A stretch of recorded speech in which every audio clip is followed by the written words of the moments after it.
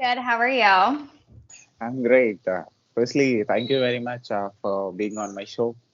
No, thanks for inviting me. So, I've gone through your profile and I thought to tell about you and the work that you are doing to my audience. Perfect. So, before that, can you please introduce yourself?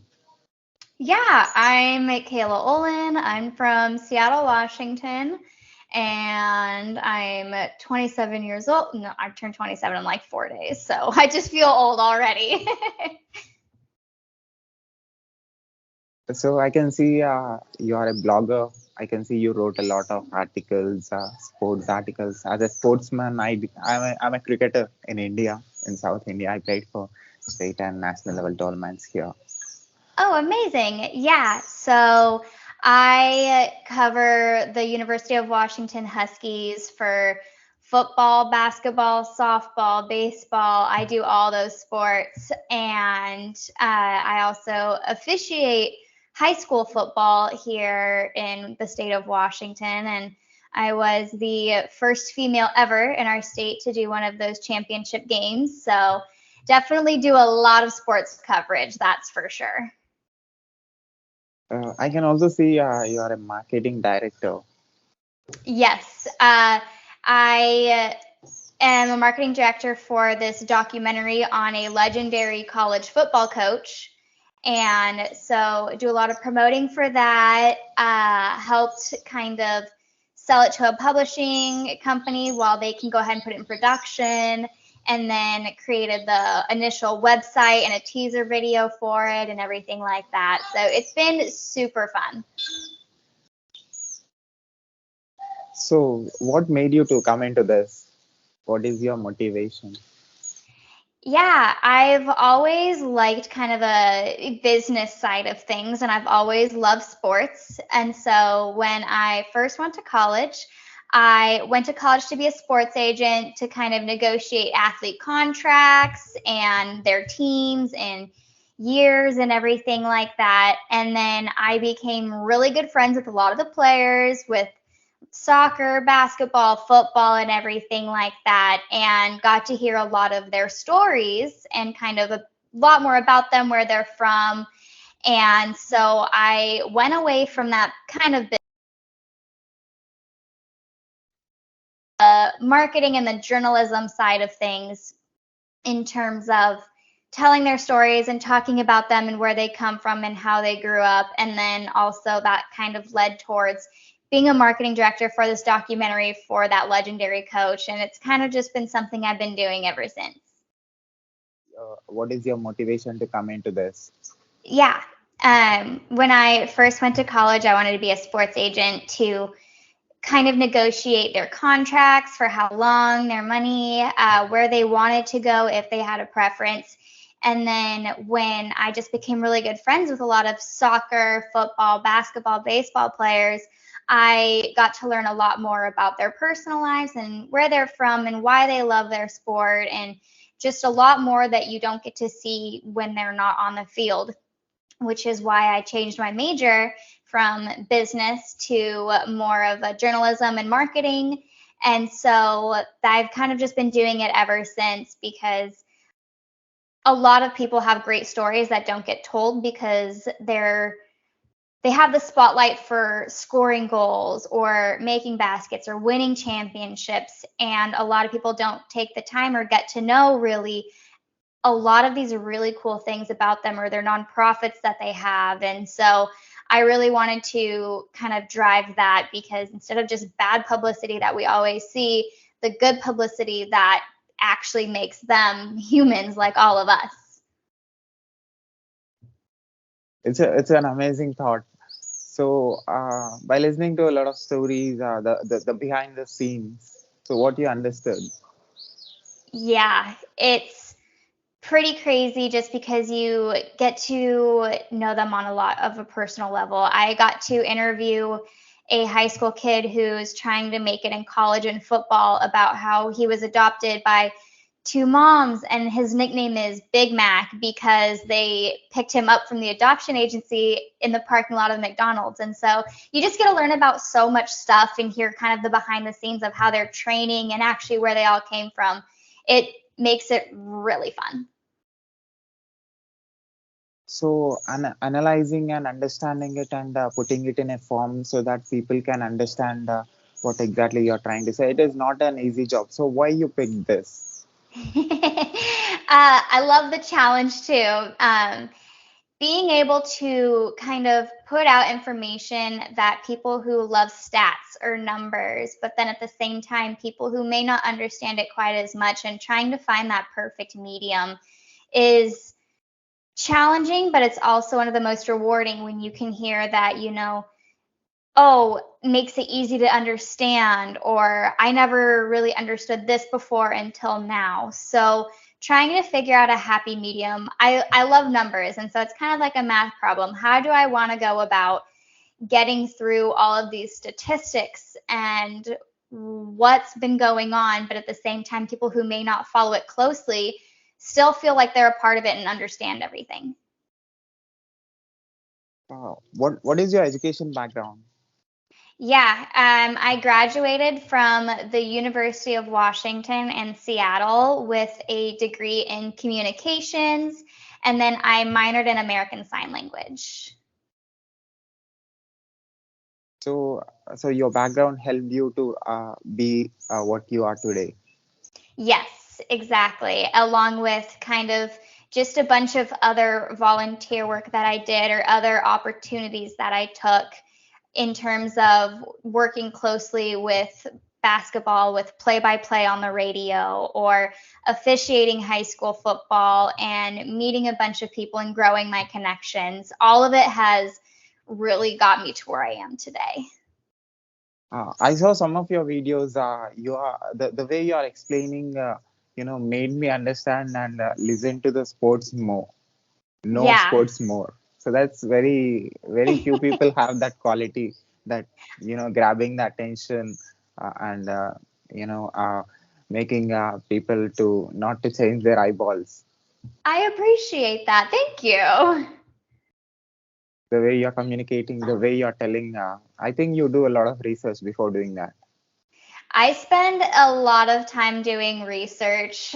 I don't like to feel as if I'm like a robot and talking with a script or anything. And so going through and making sure that I know research, not even just from the one team that I cover, but if they play a different team, knowing their background information as well and kind of numbers from them to make it as fluid and natural sounding as possible, just instead of reading off of a script or anything. So it takes a lot of research, that's for sure, especially sometimes the questions that I want to find aren't that easy to look for. So I'm reading through so many articles or looking through so many numbers or websites to try and find what I need. So I think you are also a host of a podcast. Yes. What is Um, that? Yeah, so I am a co-host for a football podcast covering the Washington Huskies. I also have my own that I also do on my own with the Washington Huskies as well. And then starting tomorrow, I actually just am releasing another podcast on Washington Husky softball. So it's going to follow the softball team throughout their entire season up until about June. So that's releasing tomorrow, actually. And so I get to bring on guests and former players and talk about games coming up and how well they're doing and just following all the recruitment process. And it's really exciting, especially when they're supposed to have a really good for the championship this year. What is your favorite sport? Ooh, that's tough. I think my favorite would be either football or baseball. I love watching football, but I love playing baseball and softball and kind of just it makes me remember my high school days. I can see you are into basketball, also a Yes, lot of other I sports. love basketball. I'm pretty short, but I loved to play it in high school. It was one of my favorites to play. I always had so much fun. I just got into golfing myself, so that's really exciting as well. I'm not good at it, but I love it. And then just any other sports I love watching. Volleyball, soccer is fantastic. Hockey, it's all. I don't know what it is about sports. I think it's the competitiveness that just makes me fall in love with almost any sport. So, what is the best thing that you like in your job? Ooh, that's a tough question. I don't know if I've been asked that before. I would say my favorite part would probably it has to be to just kind of be up close with all the action. As somebody who works with Sports Illustrated and stuff, I get press passes. So being able to go and sit there and talk to the coaches or the players after the game, or being right there on the field or the sidelines while the game is happening and getting just a front row view that a lot of people don't get. It's such a cool and exciting experience because it's almost an out of body experience, being able to just hear the crowd around you while you're just watching everything happen, while you're then trying to take notes and then report back and create a good podcast or a great article or an analysis of what happened. Just trying to figure out how to put the electricity of a game in the crowd into writing or over words is just it's the best. So, as a communicator, you chosen two different mediums with which you can convey the information Yes. through podcast or through video. You can people can see your expressions and can see can get you. That is a different medium, and also without showing your physical appearance, you are putting information in the form that they can understand, they can connect, and they can you are creating interest just by using the words that you have in your collection. So two different communicating mediums. So how do you feel while communicating with the world? Yeah, it's interesting that you brought that up just because with writing or just meeting me or seeing me and not kind of really being able to actually have a conversation with me or communicate with me, or a video, you females in the sports industry can get a bad name, or there's bad stereotypes or biases, and the fact that it's a man sport and so a woman doesn't really understand the rules or doesn't know it. And so being able to write is fun, but having a video or a conversation and interacting where people can actually see just how intelligent other females and myself involved in a male dominant sport is. And I think that's why I love having so many different mediums and being able to communicate, whether it is with the keyboard or with a microphone or with a camera, just to show that I don't need to have a book in front of me giving me all these numbers, or I don't need to write them down to know them. I actually know what I'm talking about. Having those multiple mediums is something that has made me more successful and a little bit easier to get into the sports industry with. Can I say the interest that you have on mathematics made you doing this very easy? Yes, I would probably say so, just because it almost comes as first nature instead of having to kind of learn in depth about something that you don't really know. And so it's kind of people who like movies and want to be kind of maybe a movie critic, or somebody who's a chef and then goes on to be a food critic. It's something that you know, and it's something that is easier because you already had such an interest in it. It's kind of the same with sports and then being able to talk about them. So the best compliments that you got. Wow. I would probably say the best compliment that I got came from a former player for the team who went on to play professionally in the NFL. And after having an interview with him on our Sports Illustrated show, he went on to his social media to say that I was one of the most knowledgeable and well-rounded, and was absolutely impressed and surprised with my knowledge of the history and the game and the numbers and the stats and just everything. I think seeing that a former player who knows everything inside and out thought that about me was probably one of the best compliments I could ever receive. So trying to know what happens behind the game and connecting with the human side of it shows that you are into more into human being than the entertainment. Exactly. And that's why I decided to switch from being a sports agent with a business degree, somebody who profits off of an athlete's contract, and being able to have more of a personable, communicative relationship with them just means way more to me than the kind of money that a sports agent can bring in. So what is your favorite article that you wrote? Ooh, that's a tough one. Man, there's been so many. I would probably say one of my favorites would have to be about a hometown kid who was just getting drafted by the NFL in the first round. And during all of this time, he was volunteering at this children's hospital when he found out about a high school kid that became paralyzed from a cancer. And all this kid wanted to do was play football, but he couldn't anymore. And so this NFL draft prospect who is now playing with the Atlanta Falcons, he brought his entire team to his room, got a team to sign a football and a jersey and a helmet and give it to him, and then surprise him and help him stand up and walk across the field. It was one of the most heartfelt, tear-jerking stories ever, but it's one of those things that he didn't do with a bunch of cameras around. He did it because his family had gone through a lot and he had gone through a lot growing up, so he knew what that felt like.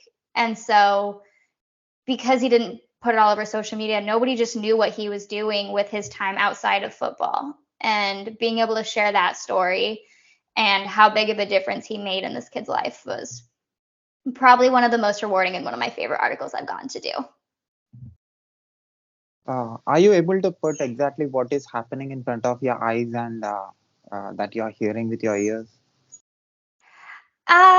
Yes, it can be a little bit difficult too sometimes, just because you want to be as professional as possible, and it's hard when I graduated from the college that I cover. So trying to be as unbiased and as professional and straightforward as possible can be challenging sometimes when your eyes see one thing and your heart feels another, but then you also have to remember to kind of make sure that you're putting it down as neutral as possible. So, like you said, you love to listen to the stories of the players who are playing in the ground. So, have you changed the way you communicate, or have you changed the way you're conveying the information or the message or the game through you? Have you changed, the way you communicate or the way you tell to the world after listening to the background? Yeah, I think that I go about those stories a little bit differently. At that point, it's not me being a journalist or somebody who is writing an article to get people to read it. It becomes me trying to use their words as if they were writing it about themselves. They're not going to sit there and say, I did this, I did that, I did this, I did that. I try and tell it through their eyes in those kind of specific cases, just because I want to make it as authentic as possible, as genuine as possible, and I want to really do their story justice. And so I take a lot more time with those types of things for that reason. So that's kind of how I alter how I write or talk about those situations. I can see you have a unique quality with which you are attracting the world with the sports knowledge that you have. So, what is that? Yeah, it's been something that has definitely been a work in progress, trying to get people to trust my knowledge of situations. I've definitely had comments just she doesn't belong there because she never played the game of football, but I did play sports growing up. I played baseball, I played basketball, I played softball. I did all those things, and trying to communicate that or get people to believe and trust that I do know what I'm talking about and I have earned my way to where I am has been something that has been an ongoing process and will continue to be an ongoing process. So, as a human being, how this helped you, uh, your job, your present job, the communication style that you have, the words that you pick in order to explain the situation or the condition or the game intensity. So, how that helped, all that experience helped you being a human being?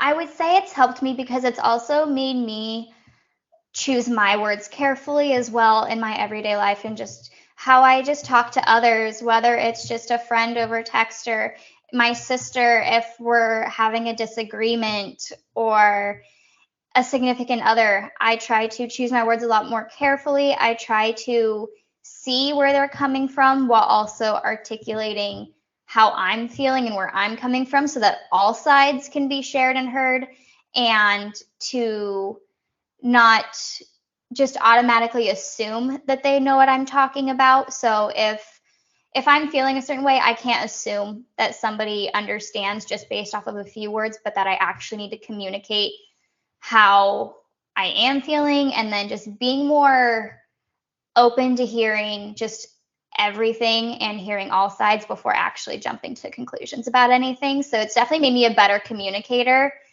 in my personal life as well. You are explaining different sports. How you are able to shift your mind from one sport to other sport? It's so hard sometimes. There'll be times where I'll say something, I'll be like, oh, I said field, but I didn't mean field. I meant a court or I meant something else. A lot of the times I'll make references too. Like I'll say that she's so versatile in playing multiple positions.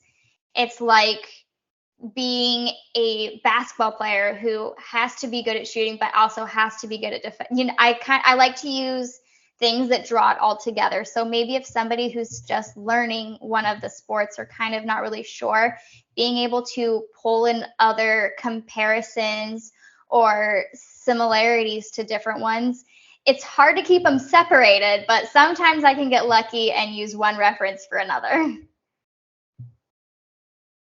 Yeah, because different sports have different rules, different ways of putting out. Exactly. And so sometimes it's just, I know what I'm talking about. It takes me a few tries to be able to talk about the sport that I'm trying to say. I'll get there eventually. And especially if I haven't had coffee yet, it's all sorts of crazy. So I'm sure before coming into this job, you might also have saw people who are doing what you are doing now, right? How they are doing, how they are presenting the information. So what is the difference that you observed, and uh, what is that quality that you didn't find in anybody that you have? The mentors that I've had have all been males just because that's the world that it is. And so I've come up watching them and how they go about things and how they talk to people and interact with people and their knowledge for everything. And they're amazing at their job, but I can't do the same. I can't do it the same way. I can't just walk up to somebody and expect them to trust that I'm knowledgeable. And so being able to build a rapport first, because an impression is made in the first 5 to 10 seconds, and it takes a long, long, long time to change that first impression. And so going in a little bit more professionally, or instead of just assuming that they respect me, just earning that respect quickly and adjusting that is how I've had to change things. I also kind of just have to assert, not dominance, but just assert that I do know what I'm talking about and not get offended if people don't trust me right away, or not take it personally or get my feelings hurt about it, if that makes any sense. So humans are three different types. They absorb information in three different mediums. You are into all three. So Yeah. how you are able to be successful in these three different uh, conveying information mediums? Yeah, I've always liked writing, so writing's always come easy for me. I think that's how I'm successful with it. Is I I like to write. I think it's nice to put thoughts down because you can have a more flowing and sentence wise to read compared to talking with somebody. You're not going to talk with somebody with how you read something or how you write something. And so the writing has always come easy for me. I've been good at it. But in terms of communicating, it's it's nice to have a conversation, and it's nice to hear the different fluctuation in my voice when I'm excited about something, or if I'm upset about something or annoyed. You get to then hear that. And going through college and having my degree in communications, being able to really work on how I am coming across with others with those different mediums, whether it is audio only or video, because I like to talk with my hands a little bit, and I don't sit still, as you can probably see. Being able to just work on all three and trying to keep them as separate as possible has been something that's been challenging, but really fun. So which audience uh, connected with you more? I would probably say video, just because, again, it's not me reading off of a script. I get to actually show you that I know what it is without reading off of it. I get to, a lot of the times with video, be face to face, or you can see if I find something funny or if I'm laughing. And that one's been the most received as well, especially when we have live shows with Sports Illustrated and people can tune in and watch the live shows. They get to it's a lot more casual and comfortable, and it's a little bit more relaxed instead of trying to be very, very precise with everything. You get to just have a little bit more fun, and I like fun. In the beginning, you said that you like questioning. So how that quality developed in you, and how that helped you in your personal growth? Yeah, it's really helped me just because I am such a people pleaser. And if I'm not competing with somebody, I'm competing with myself. I always want to do one better. And so the competition to succeed in a tough market, or to get people to listen to me and to get people to agree with what I'm saying or to see my side of things, or if I guess I think people having one idea and me being like, no, but wait, listen, here, how about this? That's a little competition on its own. And so the drive to succeed when a lot of people doubt me or question me or don't think I belong, that's my competition, and that's what fuels me in my fire. So how you take feedback? I love feedback. Feedback is great because I don't like hearing myself talk. I don't know about you. I hate hearing myself talk. I don't like to go back and listen to my own podcasts or watch my own videos. My dad loves doing that. And so I'm like, okay, dad, or my mentors, I'm like, you listen, you tell me what I need to do because I cannot stand listening to myself talk. And so there's things that I may say that I've been called out on by my dad. I always used to say, you know, And my dad was like, no, we don't know. That's why you're telling us. And it's like, thank you for that feedback because that is accurate. And I never would have known because I cannot get myself to listen. So I'm sure in this job, being in three different mediums, you understood the power of word. Yes. Yes. Um, words, I'm a big believer in words can mean so much, actions can mean a lot more, but at the same time, words speak louder when you cannot show. And so being able to use words, because I can't physically interact with everybody who reads my articles or who listens to my podcasts or watches my videos. Choosing the words carefully because they can be taken a different way, they can be misinterpreted, misconstrued, even changed a little bit. It's hard to find the right words sometimes, which is why I may take a pause or I talk a little bit slower because I want to try and find the words to convey what's going on, how I'm feeling, how important something is. And finding the right words can make or break either how I'm talking on a show or even a word I'm using in my article to write. I don't know how many times I've been like, I like this word, but I don't want to use that word. So I need to find a different way or word it differently to where I'm happy with it. So what do you think that is helping you to connect with the world? I think that it's helping because especially nowadays when a lot is going on and there's a, just a lot of bad things in the world, taking a step back and choosing your words carefully.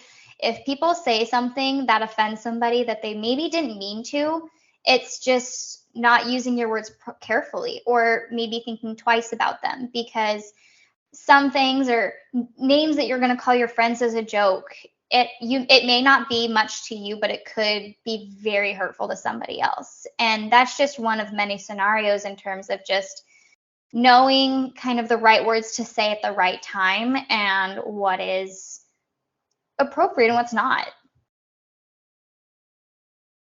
So presently you're working for a university in Washington. Yes. So I work for the Sports Illustrated team that covers them, as well as the Fourth and Inches network that does a lot of the podcasting and everything like that. Uh, do you got compliments from other provinces in US for your work? Uh, yes. So with being able to do so, what we'll do is I'll go and I'll be on another school's podcast, or we'll have a little interview and we'll just kind of swap. We'll talk about if our two teams are playing each other that weekend, we'll talk about the game. And having those kind of connections and then hearing them say, wow, that's a really good point. Or they get to learn a little bit more about the depth of the players that they may not know from some of the research.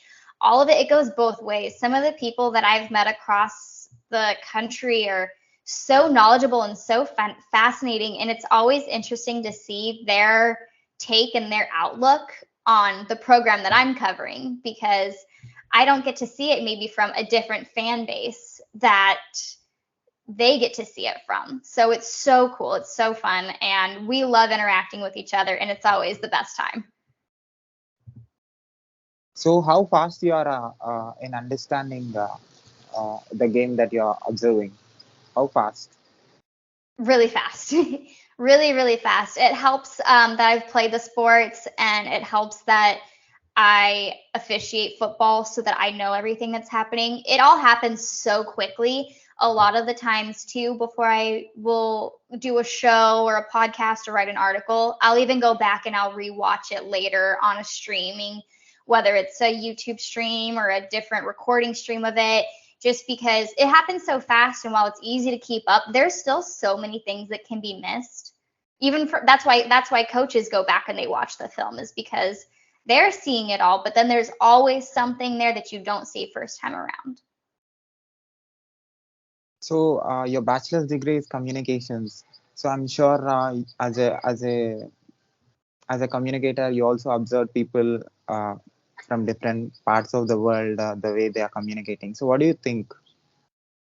Yeah, it's always fun, especially kind of seeing nonverbal communication skills as well, and just how much facial expressions can do something. With my American Sign Language as my minor, knowing that eyebrows there's two signs that are the exact same sign, but a facial expression makes the sign mean one thing over another. And so seeing how people communicate and how much better they can communicate than some people and why they communicate better, knowing that just a different cultural background or how they're raised, it's just crazy that we all communicate with words and with our faces and sometimes even hands, but it's also different at the same time. We're the same, but we're different. And I think that's what makes it so fascinating is, well, everybody has a different story. We all are living the same day and the same time, just a little bit differently. And being able to communicate that and how they communicate that is so cool.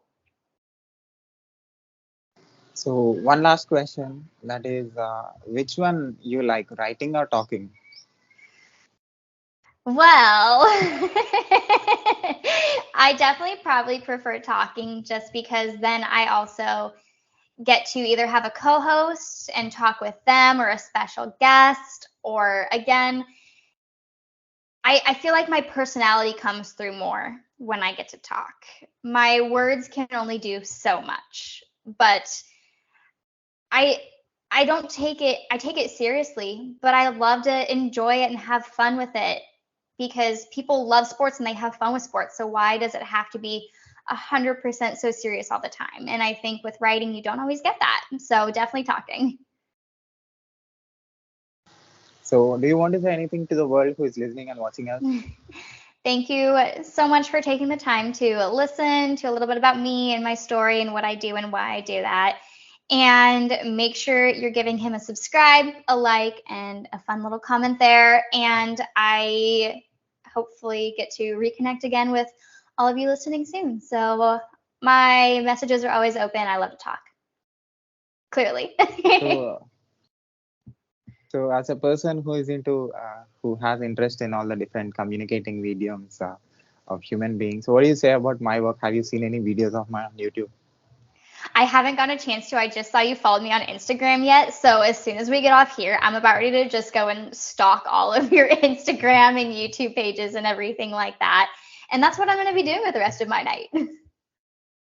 I'm sure you feel very happy to be on my show after watching my videos or my podcast or the work that you did. Because as a communicator, I did masters in software engineering and bachelor's in computer science and engineering. Oh, My you're background smart, is smart. You are smart, smart.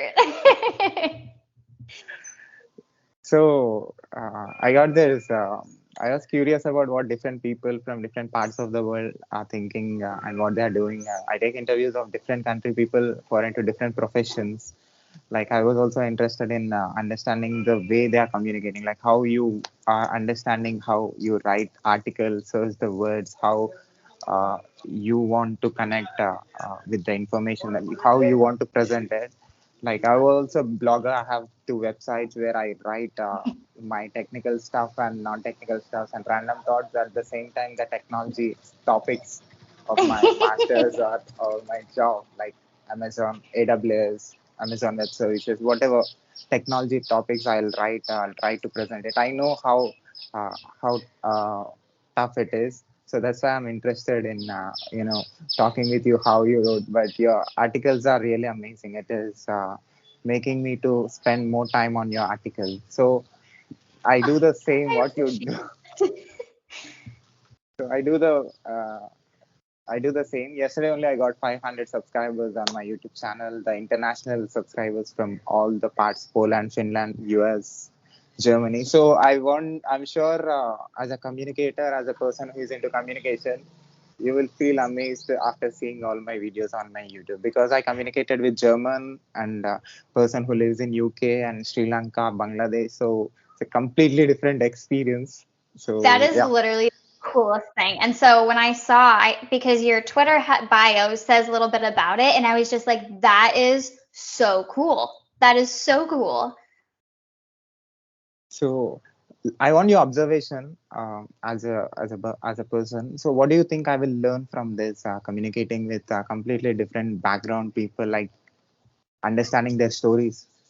Yeah. I think just realizing that while journalists and people who cover sports can get a bad rep sometimes, just in terms of only exploiting players for money or for clicks. But that's not what we do. We do it if we have to cover it, but it's a lot deeper than that. It's because we love the sport and that we love being able to share other people's stories who don't get to tell them.